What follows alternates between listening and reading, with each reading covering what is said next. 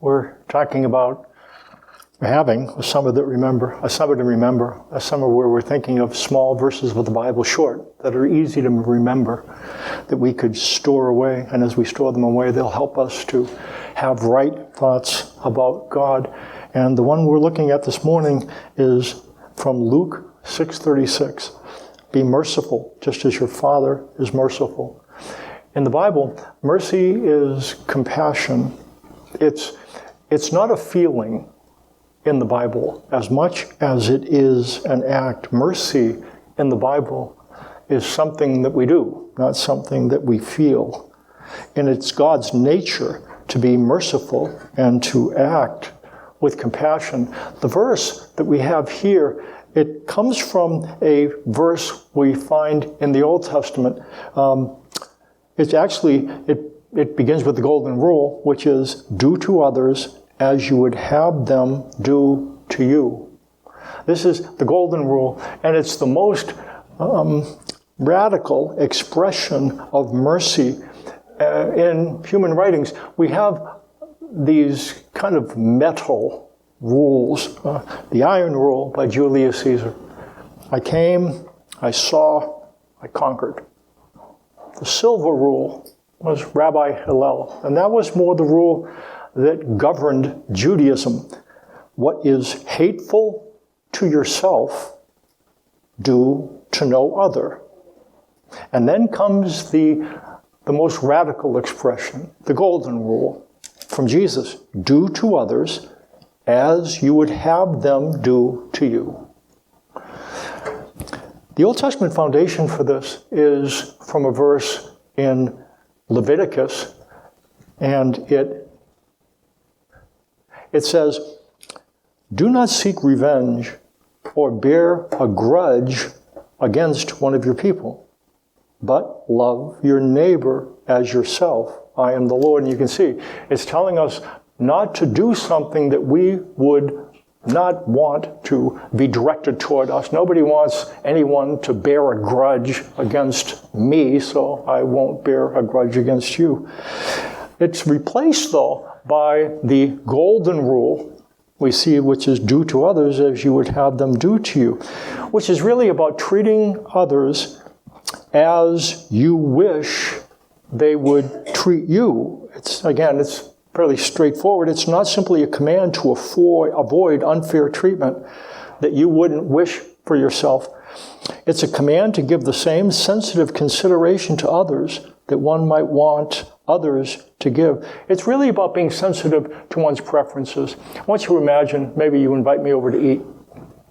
You have your own family, you have your own patterns, your own meals, and so you want to make me feel moderately comfortable, so you give me basic directions how to get to your house. And you serve what you normally serve your family, and you hope that I'll like it. You try to find something more mainstream, but you open the door and you invite me in, and I feel somewhat comfortable, but you didn't give me really good directions, and I don't know what you're serving, and I might not like it, but you've been pretty hospitable.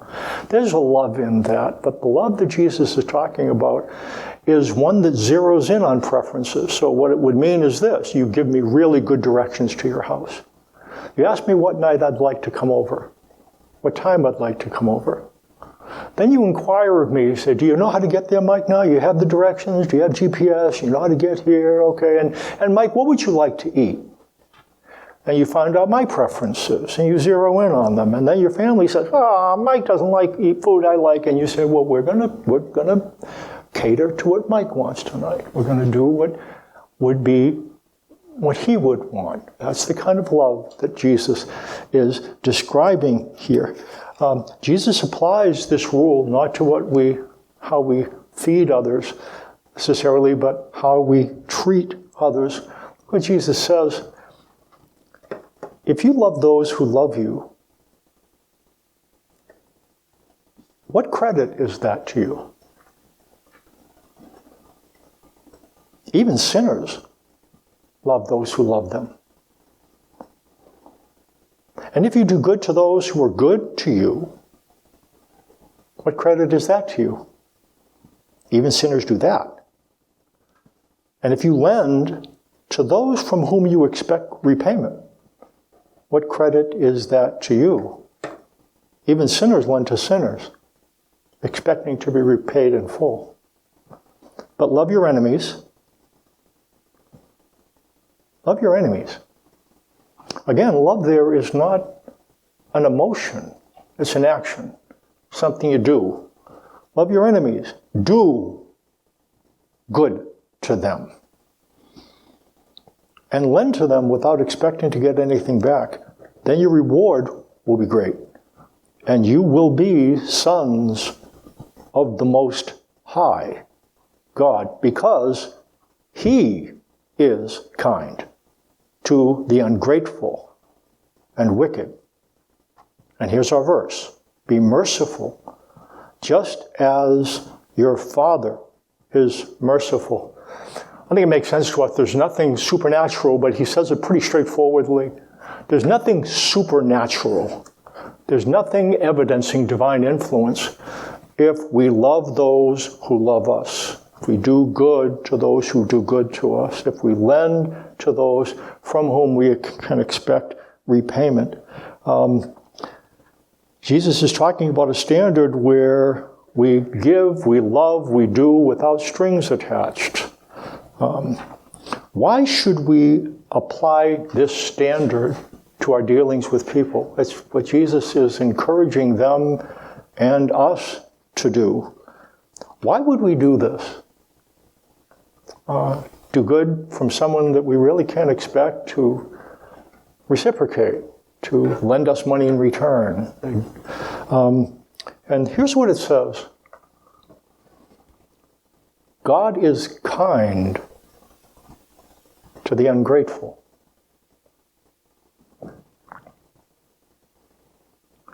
Let that land. God is kind, and to the word that he uses can be translated the wicked, the evil, and the immoral. Why would we love like this? Because this is how God loves. He loves the ungrateful, the evil, the wicked. He's kind to them. The immoral. God loves those who don't love him.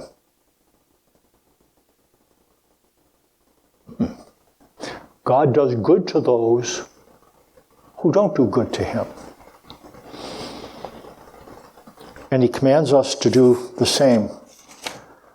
Jesus tells a story that kind of gives us an image of what it is that Jesus is asking of us. Jesus said, a man was going down from Jerusalem to Jericho when he fell into the hands of robbers. They stripped him of his clothes, beat him, and went away, leaving him half dead. A priest happened to be going down the same road, and when he saw the man, he passed by on the other side. So to a Levite, when he came to the place and saw him, passed by on the other side. Traveling on the road from Jerusalem to Jericho, this traveler would have gone through the pass of Adumim, which is a 17-mile pass, windy, all kinds of caves and rocks, and it was notorious at the time for being a place where bandits, robbers, hid out in the caves, and when they saw somebody coming on the 17-mile path, would rob them and beat them. It was notorious before Jesus' time, and it was notorious afterwards. This man that Jesus is talking about takes that road going from Jerusalem to Jericho, and he is robbed, stripped, and beaten. And when they leave him, he is struggling for his life. He's half dead. And different people come.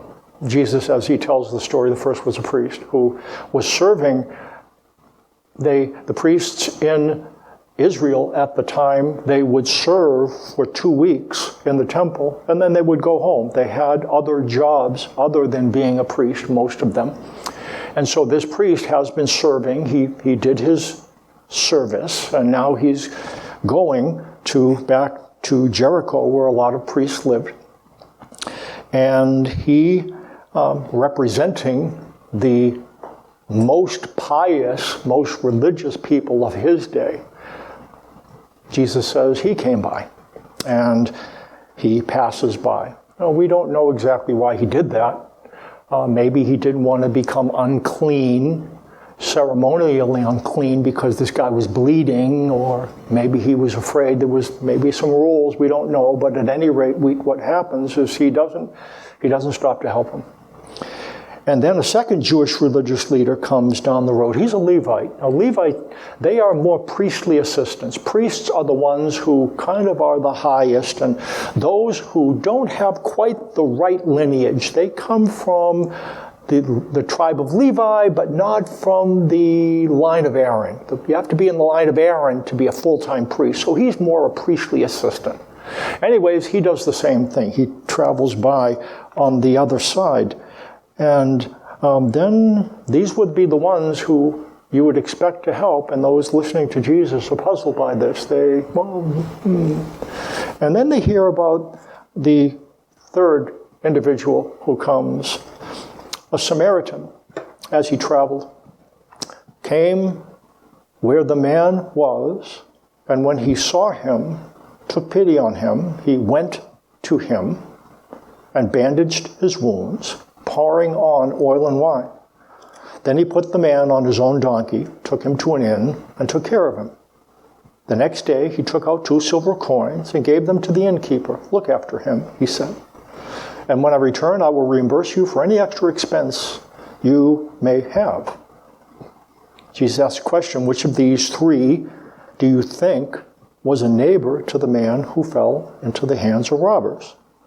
The expert in the law replied, the one who had mercy on him. Samaritans were villains at the time. They were those that any upstanding Jew looked down upon. They had, in their past, Samaritans had done some things that made Jews very angry. They opposed the formation of Israel at a time that Israel was down and out, and they tried to keep them from getting back on their feet. So Samaritans were really, really despised. And it's this guy that showed compassion to the dead man. And compassion, again, it's not just what he felt. Compassion is something you can take a picture of. And that's why we could take 6 pictures of this Samaritan if we wanted to understand what love, mercy, compassion looked like. Picture number 1, he comes up to him and he stops. He doesn't go by on the other side of the road. Picture number 2, he binds his wounds. Maybe he even tears some of his garment to be able to take and bind the wounds around him. The third picture we would take is that he anoints the cuts with oil and wine. That was a form of disinfectant. And we're adding to this picture. The fourth picture, he loads the man on his own mule, which means that he will have to walk from there on. And this beat-up traveler, he gets to ride. So you have that picture in your mind. The fifth picture, he takes him to an inn. And then the sixth picture, where he provides ongoing care and comfort. He doesn't just take off. He stays with the man the first night so that he can make sure he's in a stable place. And then as he's leaving, he gives the innkeeper enough money to house this individual for really more than 3 weeks, just to make sure that he's going to be okay. He did everything he could. Everything that you'd hope somebody would do for you, the Samaritan does to this person who he finds by the side of the road. He goes the extra mile. This is the one who was merciful. And what Jesus is saying, the Samaritan is the one who acts like God acts.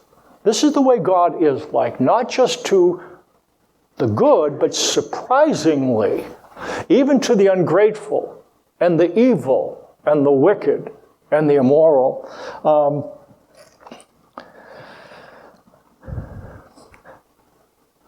We respect someone like this in a way. Again, we'd say, well, I don't know if I would be willing to do what he did, if we're honest with ourselves, but you got to kind of like a guy who goes the extra mile like this. Let's ask a question, though. A number of things that when we look at a passage like this, what keeps us from doing this? What is it that stands in the way of us being merciful like this, showing compassion? We do it. When we don't do it, what is the issue? There is a verse in Scripture. Look at it. It suggests an answer. Speak and act as those who are going to be judged by the law that gives freedom. Judgment without mercy will be shown to anyone who has not been merciful. Mercy triumphs over judgment. And what it seems to suggest is that the thing that gets in the way of mercy is judgment. Judgment is when you place somebody on the other side. They are someone who they are the them. And so to the degree we have thoughts where we relegate them to that place, you can't see someone as a them and expect when you see them in need to have compassion on them. Judgment and mercy are like oil and water. Where judgment exists, mercy does not exist. Where mercy exists, judgment doesn't exist. They displace one another. A question. What would it take for us to become less judgmental? All of us deal with judgment.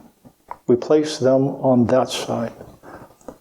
What could we do to become less judgmental? We've got to watch out. Because what we end up doing is judging ourselves for being judgmental. So you judge yourself for being judgmental, and where are you? You're right, you're like a cat chasing its tail. The strength of I'm not going to be judgmental, that doesn't seem to work very well, does it? It's hard for us to change ourselves deeply. We're not powerful enough. There is a weapon. There is a weapon the Bible talks about that is powerful enough. Well, let's look at it. The weapons we fight with are not the weapons of the world. On the contrary, they have divine power to demolish strongholds. We demolish arguments and every pretension that sets itself up against the knowledge of God. We take captive every thought to make it obedient to Christ. And we will be ready to punish every act of disobedience once your obedience is complete. Let's try to unpack this verse a little bit. It talks about weaponry. It says that the weapons that God gives us have divine power to demolish strongholds. We tend to think about the Bible as being ordinances. An ordinance is something where someone's telling you something to do. And when we think of the Bible, we think of ordinances. And we think of the Bible telling us to do things. And the Bible does contain ordinances. But what this verse suggests is that the Bible is not really ordinances. It's ordnance. What ordnance is ammunition. The Bible is something you shoot at something with. It's ordnance. It's a weapon. Here's the question. What are we supposed to shoot the Bible at? What it says, the Bible has divine power to demolish strongholds. Here's what a stronghold was like. When you lived in a city surrounded by a wall, there was one corner that was the most protected, the most reinforced part of that wall. So when you were being attacked, you would go to the stronghold. Everyone would pile into the stronghold because it is the most protected, the thickest wall, the most impenetrable. The Bible is described as having the power to demolish a stronghold. Would you agree with me then? The Bible is not a bullet. The Bible is a bomb. Would you agree? And if the Bible were a bullet, what would you shoot it at? People. What kind of people would we shoot the Bible at? What's easy? The ungrateful. The evil. The wicked. The immoral. Of course, that's what we shoot the Bible at, right? Interestingly, the Bible is not a bullet. It's not described as a bullet. The Bible is a bomb. It's something that pulls down strongholds that you could shoot. And what are these strongholds? It says they are arguments and pretensions that sets itself up against the knowledge of God. Do you know what it's describing here? It's describing something that veils us from understanding who God is, from seeing Him. It's something that doesn't allow us to see who God is. Can we describe it as this? A misrepresentation. A misrepresentation of God. Somebody arguing with us. And maybe painting God in a way that they want us to really listen to what they say. God hates the evil. And He hates the immoral. And He hates the wicked. And He hates the ungrateful. You know what the Bible is for? It's not to blow up that person, but that person is creating an image of God. And the Bible exists to blow that image up. The Bible is a bomb that destroys misrepresentations of God. So what do we shoot the Bible at? Not people, but the messages that some people present in which they tell us what God is like. That God is like that. He hates ... You know when the Bible exists? To take this as a canon, shoot it not at the person, but at the message. Because you know what the problem is? That message stays in our head. God hates. And when that judgmental message stays in our brain, you know what it prevents us from doing? Mercy. It prevents us from doing compassion. That's a dangerous message, and that's why God gives the Bible as a divine power to point it at that misrepresentation. Now, you're not going to maybe send a text. You're not going to even maybe put anything online. You're going to think of that message that you've been given. You're going to take the Bible, and your God demonstrates His own love toward us, and that while we were yet sinners, Christ died for us. Ba-boom! You understand how it works? You shoot the Bible at misrepresentations. Because what we think about God is the most important thing about us. And if we think about God and think about how much He hates, that's going to keep us from becoming like Him and representing Him. Disobedience, this verse says something odd. Look at verse 6. It's really strange. We're ready to punish every act of disobedience once your obedience is complete. It's kind of ridiculous, isn't it? We're ready to punish every act of disobedience once your obedience is complete. You know what disobedience is? It's tuning something out. What it's saying, we're going to go after what you're tuning out once your obedience, you know what obedience means then, if disobedience is tuning out, what's obedience? Tuning in. Here's what it's saying. We're ready to go after what you're tuning out. As soon as you've tuned in enough things so that your thinking is starting to change. How we think about God is going to make or break our ability to represent Him. Here's what this verse seems to be suggesting. If we think then in terms of how do we apply this practically? How do we apply this practically? Two things. Tune out judgment. Tune out judgment. God hates if it's on a news broadcast, call it as a question. Now maybe you don't turn the program off, but at least you know what you can do? Take the weapon out. You can aim the weapon at a TV because I guess it's not taking people out. So you can aim it at the TV and the person who's talking about this or that and load it. God hates. God demonstrated His own love for us, and while I was yet a sinner, Christ died for me. Ba-boom! That's what the gospel is.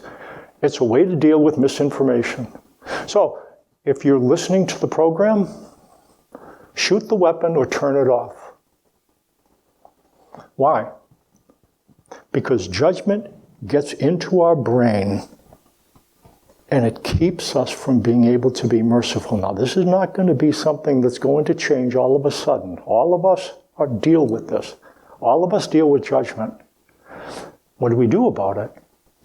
We tune it out. So, if you're listening to a broadcast and it's saying things about God, turn it off if they're not correct. You say, well, it's no big deal. Yes, it is a big deal. It's a really big deal. The most important thing about your mind is what you think about God. The most important thing about you is how you think about God. That makes or breaks your ability to be compassionate. So, what I'm asking you to do, guard your thoughts. Protect them. If it's a very extreme program and you really like it because it blows people up, you might say, well, but I might not be able to tolerate this. Tune out judgment and tune in mercy. Tune in mercy. God's compassionate to the evil, the immoral, the ungrateful, the wicked. You know what that means? When you do something you wish you hadn't done, and when that voice in you says, you're so stupid. You're so stupid. You know what you might do? Tune in mercy. You know what? I'm not stupid. You know what I need? I need a shepherd. We're sheep. Sheep don't make really good decisions. That doesn't mean He's going to toss us out. You know what it means? You know what it means for you? You're not stupid. You need a shepherd. You're not stupid. You need a shepherd. And God would never say, I hate you when you do X, Y, or Z. That's the thing. You're supposed to blow up messages that misrepresent Him. You're not stupid, but you know what the problem is? And you know what I'm going to say? He'll say the same thing about them. Who's your them? God doesn't think they're stupid either. They need a shepherd too. In order to tune out lies, we need to tune in truth. I got an encouragement for you. How can you tune in the truth? How could you tune in the truth when you're afraid? How could you tune in the truth when you're afraid? If you wanted to do that. Not call yourself stupid. How about this? When I'm afraid. You could remember these, I bet you. They're on the back of the worship folder. And what we might do then is ratchet up. You say, well, you know what? Maybe I need to tune them in. What would it mean for you to tune these in? To think about them. Why would I think about them, Mike? Because what you think about God is the most important. I'm not putting a load on you, but if you want something to stand in the way of judgment, this is the stuff. Tune it in. When you're afraid, think about these things. I threw it on the back of the worship pole, but throw it up on the refrigerator. Put it on your night table. Look at it. Maybe just that. Just look at it in the morning. Why would I do that? Because you're tuning in mercy.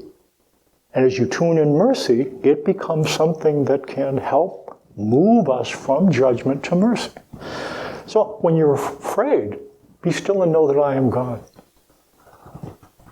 I will never leave you or forsake you. Trust in Him at all times. Pour out your hearts to Him, for God is our refuge. Sometimes we become ashamed. Now, you might be thinking, Mike, you know what? You talk about judgment, and I'm judgmental. Okay. And I'm ashamed. Why don't you think about this? You can think about that? Okay, I'm ashamed. While we were sinners, Christ died for us.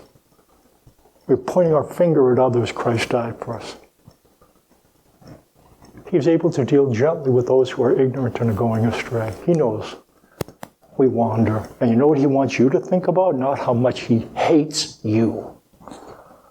That He's merciful to you. Here's the deal.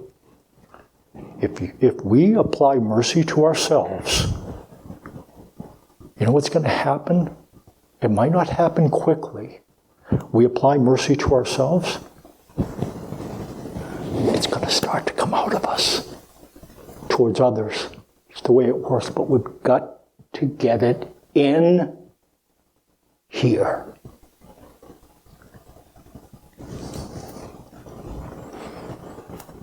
Be merciful, just as your Father is merciful. It leads us to the act that helps us to understand, well, it's really what the gospel, why the gospel has power.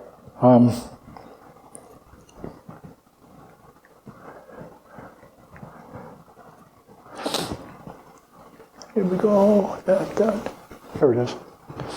I received from the Lord what I also passed on to you. The Lord Jesus, on the night He was betrayed, took bread, and when He had given thanks, He broke it and said, "This is my body, which is for you. Do this in remembrance of me."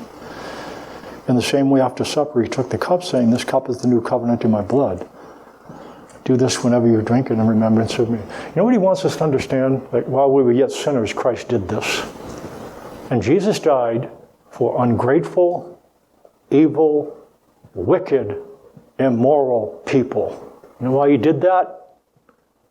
Because God is kind to the ungrateful, the evil, the wicked, and the immoral. And as we identify that, it helps us to be compassionate. So we're going to grab the juice and grab the bread and come back to your seats. And I'm going to leave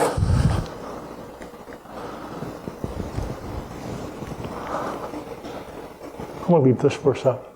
Think about this as you're thinking about the cup, because it applies to you. His love applies to us.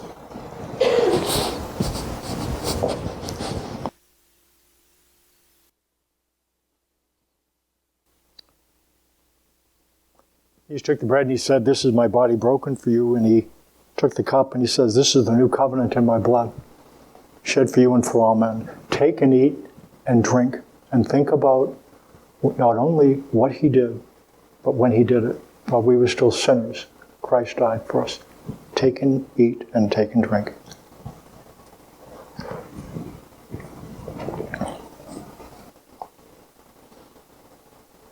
Let's stand for closing prayer.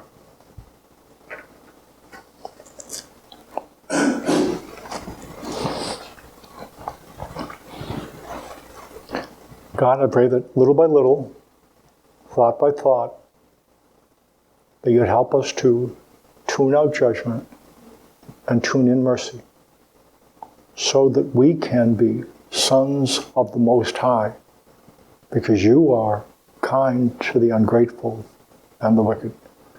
And I pray little by little, would be just a little bit more like you, because we're tuned in your mercy a little bit more deeply. In Jesus' name, amen.